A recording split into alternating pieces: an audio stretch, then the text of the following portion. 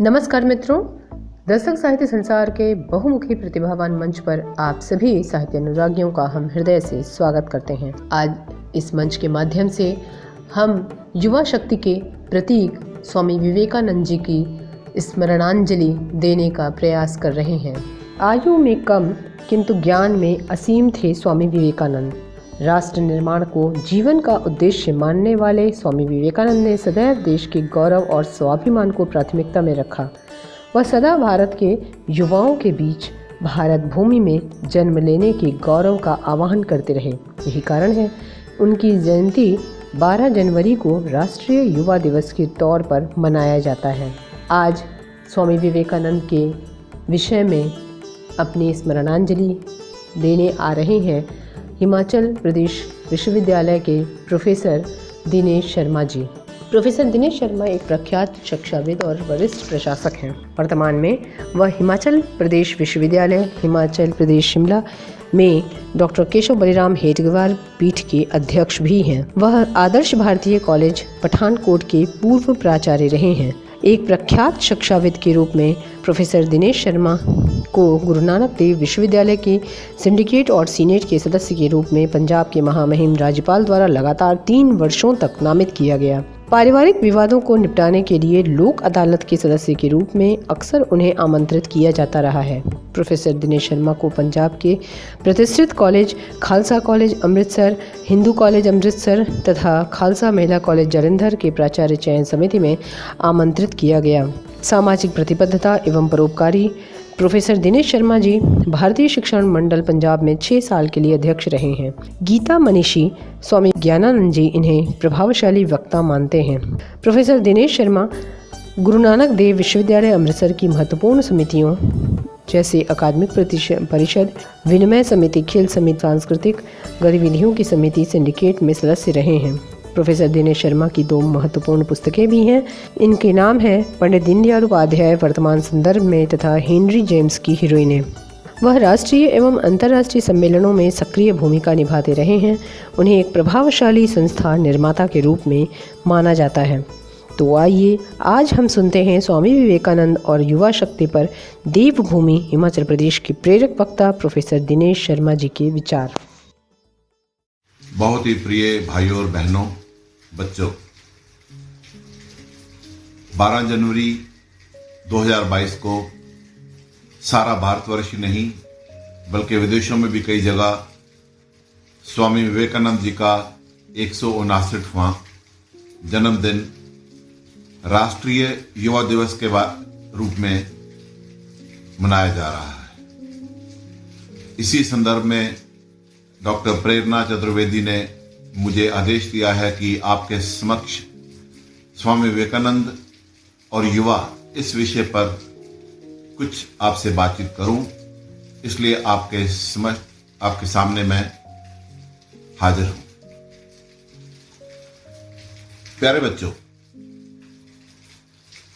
स्वामी विवेकानंद का नाम सुनते ही हम सब के अंदर एक स्फूर्ति, एक ऊर्जा का संचार होता है और कुछ विशेष दृश्य, कुछ विशेष कथन, कुछ विशेष वचन हमारे कानों में गूंजने लगते हैं।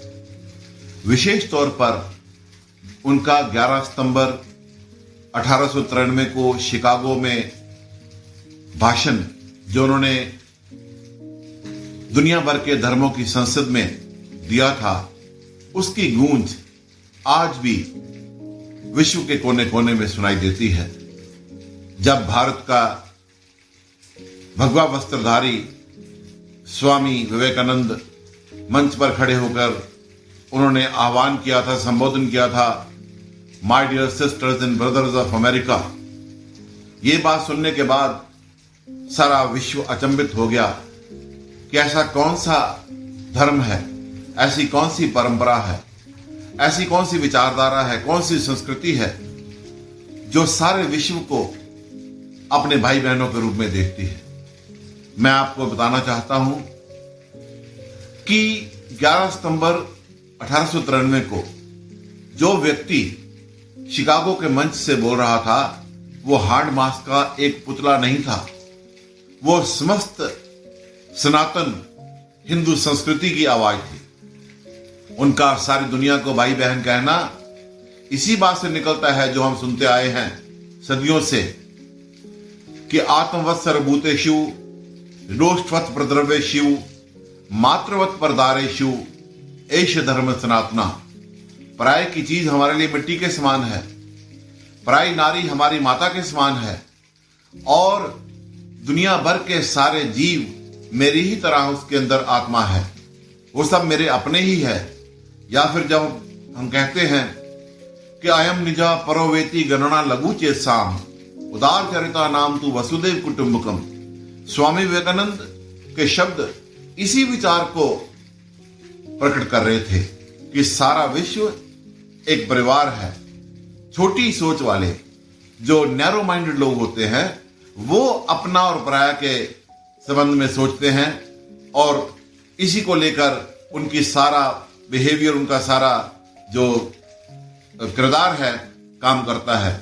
लेकिन भारतीय संस्कृति किसी को पराया नहीं मानती, वसुदेव कुटुंबकम। और या फिर जब हम कहते हैं सर्वे भवन्तु सुखिना सर्वे सन्तु निरामया सर्वे भद्राणि पश्यन्तु मां कश्चित् दुख भाग भवे, ये सब विचार ही स्वामी विवेकानंद को शिकागो के सम्मेलन में जब उन्होंने कहा था अमेरिका के भाई और बहनों, तो ये विचार, भारत का विचार वो प्रकट कर रहे थे, इसकी प्रस्तुतिकरण कर रहे थे। तभी मैंने कहा कि वो एक व्यक्ति नहीं बोल रहा था, पूरी भारत की सनातन परंपरा बोल रही थी। इस भाषण के बाद स्वामी विवेकानंद भारत के असली सांस्कृतिक राजदूत के रूप में दुनिया के सामने आए। उनकी ख्याति विश्व में फैल गई और जब उसके 4 साल बाद भारत में लौटे, जगह जगह पर उनके भाषण होने लगे।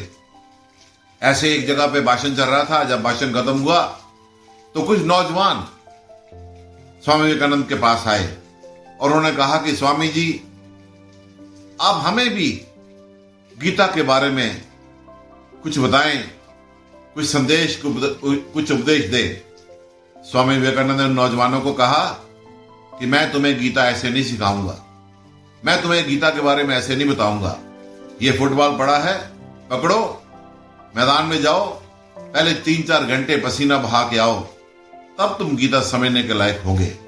स्वामी विवेकानंद आध्यात्मिक गुरु तो थे ही, लेकिन हम सब जानते हैं कलकत्ता के प्रेसिडेंसी कॉलेज में जब वो पढ़ते थे तो वो बॉक्सिंग के, क्रिकेट के और अन्य कई खेलों के कप्तान थे अपने कॉलेज की टीम के। वो तरुणाई को रिप्रेजेंट करते थे, वो तरंग को और उमंग को रिप्रेजेंट करते थे। स्वामी विवेकानंद ने कहा था कि make your nerve strong, what we want is muscles of iron and nerves of steel. We have wept long enough, no more weeping, but stand on your feet and be men, and I want men with capital M.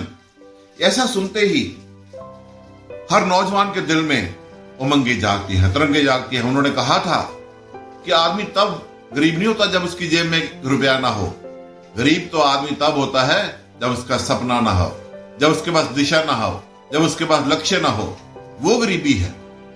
हम सबके अंदर स्फूर्ति है, हम सबके अंदर ऊर्जा है, हम सबके अंदर शक्ति है, लेकिन हमने अपने ही हाथों से अपनी आंखों को ढांप लिया है और चिल्ला रहे हैं कि चारों तरफ अंधेरा है।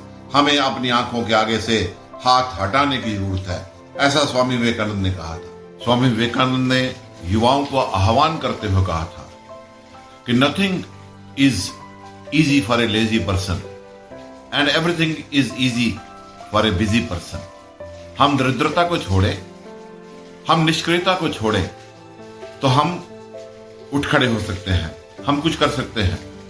स्वामी विवेकानंद के कथन युवाओं को एक नया संदेश देते हैं, उनको प्रेरित करते हैं, और इसलिए मैं समझता हूं कि उनके कहे हुए शब्दों को हम बार बार याद रखें, उनको जीवन में लाएं।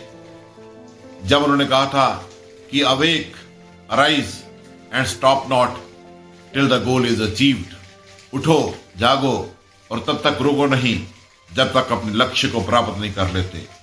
मैं समझता हूं कि हम केवल 12 जनवरी को ही स्वामी विवेकानंद का जन्मदिन ना मनाएं, बल्कि जीवन में रोज रोज उनके कहे हुए शब्दों से प्रेरणा लें और अपने जीवन को खड़ा करें इस राष्ट्र के लिए, मानवता के लिए, समाज के लिए, अपने लिए भी, परिवार के लिए भी और पूरी मानवता के लिए हम वो बन के दिखाएं जो स्वामी विवेकानंद ने कहा था जब वो कहते थे, I want main with capital M। हम सब भी अपने अंदर अपना देवत्व जगाएं। यही स्वामी विवेकानंद का आह्वान था और यही हमें अपने जीवन में अनुकरण करना चाहिए। नमस्कार।